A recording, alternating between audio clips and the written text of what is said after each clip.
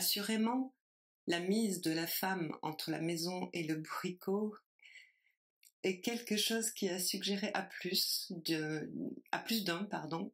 l'idée de ce qu'on pourrait voir là les exigences d'une société primitive.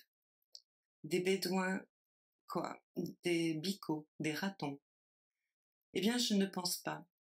Je veux dire que si, effectivement, cette loi, toujours en fin de compte vivante dans le cœur des hommes qui la violent chaque jour, bien entendu, au moins concernant ce dont il s'agit quand il s'agit de la femme de son prochain, doit sans doute avoir quelque rapport avec ce qui est notre objet ici, à savoir das Ding.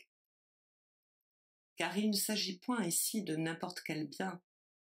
Il ne s'agit point de ce qui fait la loi de l'échange et couvre d'une légalité, si l'on peut dire amusante, d'une Sigrung sociale, les mouvements impétus des instincts humains. Il s'agit de quelque chose qui prend sa valeur de ce qu'aucun de ces objets n'est sans avoir le rapport le plus étroit avec ce dans quoi l'être humain peut se reposer comme étant der Trug. Das Ding, non pas en tant qu'elle est son bien, mais le bien où il se repose. J'ajoute, en tant que c'est la loi de la parole dans son origine la plus primitive, en ce sens que ce das Ding était là au commencement, que c'est la première chose qui a pu se séparer de tout ce qu'il a commencé de nommer et d'articuler, que c'est pour autant que ce das Ding est le corrélatif même de la loi de la parole, que la convoitise même dont il s'agit, c'est une convoitise qui s'adresse non pas à n'importe quoi que je désire, mais à quelque chose en tant qu'elle est la chose de mon prochain. C'est pour autant qu'elle préserve cette distance de la chose, en tant que fondée par la parole elle-même, que ce commandement prend son poids et sa valeur. Mais là où aboutissons-nous? Que dirons-nous donc? Est-ce que la loi est la chose? Que non pas. Toutefois, je n'ai eu connaissance de la chose que par la loi. En effet, je n'aurais pas eu l'idée de la convoiter si la loi n'avait dit « tu ne la convoiteras pas ».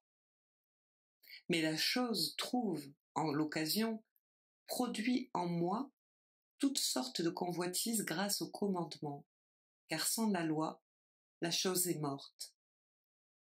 Or moi j'étais vivant jadis, sans la loi. Mais quand le commandement est venu, la chose a flambé, est venue de nouveau, alors que moi j'ai trouvé la mort.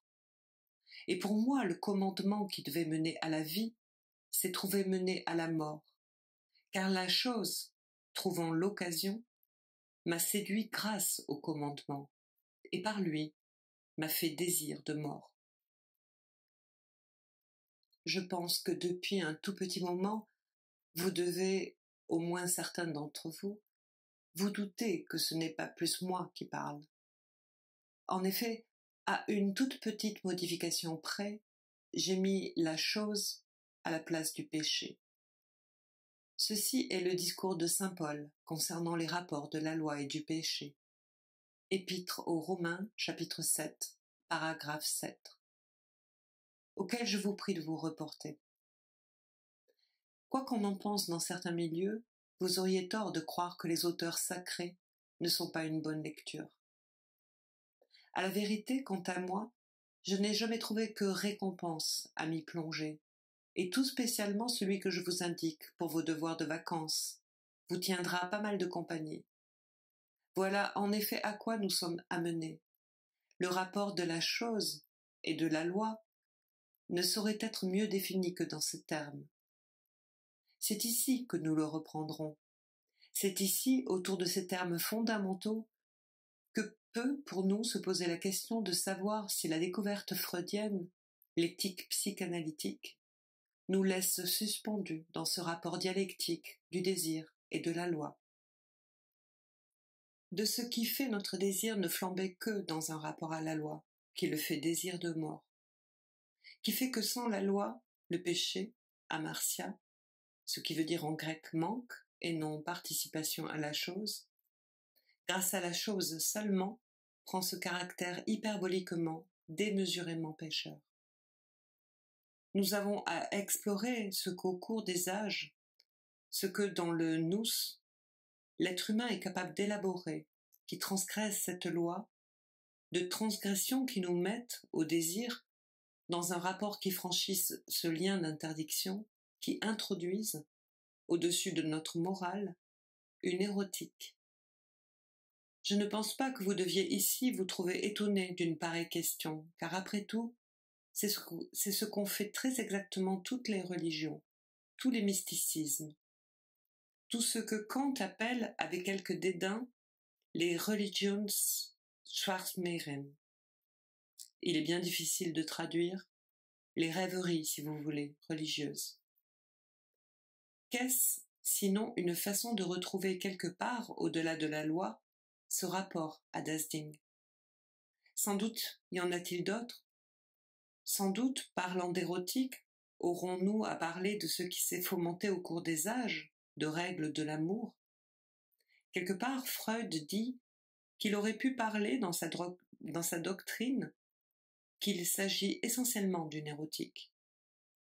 Mais dit-il, je ne l'ai pas fait parce qu'aussi bien, ça aurait été là céder sur les mots, et qui cède sur les mots, cède sur les choses. J'ai parlé de sexualité, dit-il.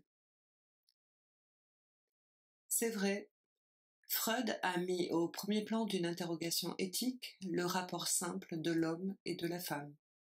Chose très singulière, les choses n'en ont pas pour autant fait mieux que de rester au même point. La question de Das Ding, pour autant qu'aujourd'hui elle reste suspendue pour nous autour de l'idée paulinienne du Dame, de ce quelque chose d'ouvert, de manquant, de béant, au centre de notre désir, je dirais, si vous me permettez ce jeu de mots que je propose pour noter l'ouverture freudienne de savoir ce que nous pouvons en faire pour la transformer dans la question de la Dame, de notre Dame. Et ne souriez pas sur ce maniage, car la langue l'a fait avant moi.